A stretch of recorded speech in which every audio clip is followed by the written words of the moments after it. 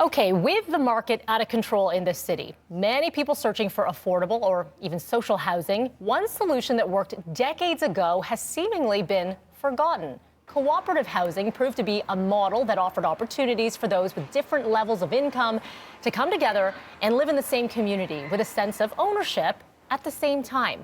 The St. Lawrence neighborhood, major example of that in the 70s and the 80s when some large developments were built and have been thriving downtown ever since.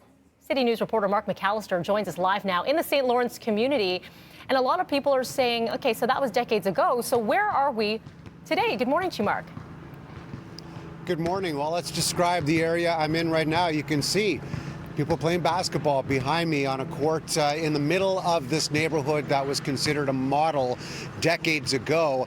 Behind me as well, you've also got some walk-up apartment buildings. You've got a 10-story building behind me, and it's all based on the co-op model. That's people getting together, and it's all part of a not-for-profit organization where everybody is responsible for being a part of it themselves. But this model in particular, back in the 70s in downtown Toronto, the city had 44 acres of land and decided, hey, let's do something with it to try and help solve some of these problems. I had a chance to speak with a woman who actually moved in at the time, and she has been here ever since, said this is the perfect way to live.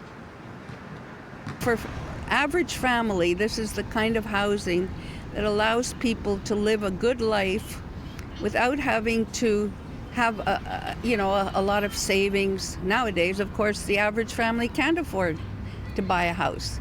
Well, we don't own it, we don't have equity in our units, but we have ownership in the sense that we're part of a community.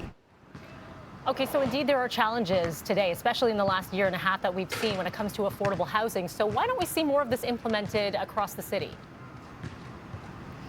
Well, the co-op itself is a unique idea. Yes, there are plenty of co-ops, but the idea of a not-for-profit operating as the co-op and the people that are actually living there operating things rather than social housing that is run by the city or private market housing, which is obviously over the top and way too expensive. So the idea is, can government provide that opportunity for these not-for-profits to own and operate by themselves? That in itself is very difficult today because of the market surroundings. Okay, yeah, a lot of factors at play here. Tonight, City News at 6 and 5. Mark, what can we expect out of your story? I know you delved a little bit deeper into the story as well. Indeed. Well, whether or not it can actually happen here today, we do know of a number of initiatives. On a federal level, we've got the National Housing Strategy, but that, however, does fuel the market housing as well. And the Housing Now initiative from the city. They do have city property and they make it available, but it's not necessarily for the co-op model. We'll dive in a little bit deeper and we'll have more information on our website throughout the day.